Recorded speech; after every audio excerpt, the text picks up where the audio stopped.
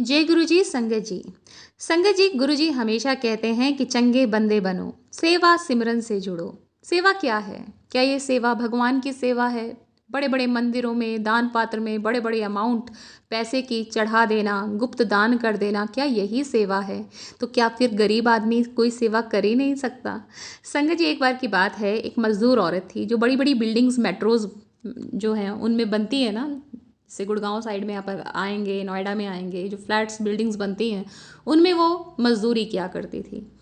तो जब वो घर वापस जाती थी अपने बस से, तो वो हमेशा खड़ी रहती थी, चाहे कितनी सीट्स मिल जाएं उसको, वो कभी ही नहीं बैठती थी।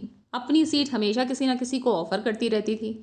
एक बार एक औरत जो रोज उस बस में जाया करती थी उसी टाइम पर, तो वो कई दिनों से उसको नोटिस करती है और एक दिन वो पूछ ही बैठती है कि अरे अब तो बैठ जाओ, सारी सवारियां उतर गई, लास्ट स्टॉप पे जाने वाला, तुम बैठती क्यों नहीं हो, अपनी सीट सबको देती क्यों रहती हो?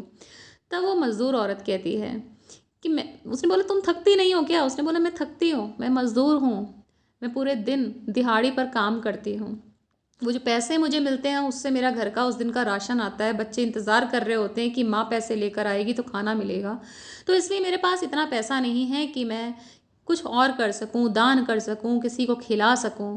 पर हाँ, अगर मैं सेवा करना चाहूँ तो मेरे पास बस एक यही ज़रिया है कि जब मैं अपनी सीट किसी और को ऑफ़र करती हूँ, किसी और को देती हूँ और उसके चेहरे पर मुस्कान आती है, तो मुझे बहुत खुशी होती है कि वो मुस्कान उसकी नहीं है बल्कि ईश्वर की है। और यही मैं कर सकती हूँ और यही मैं कर रही हूँ।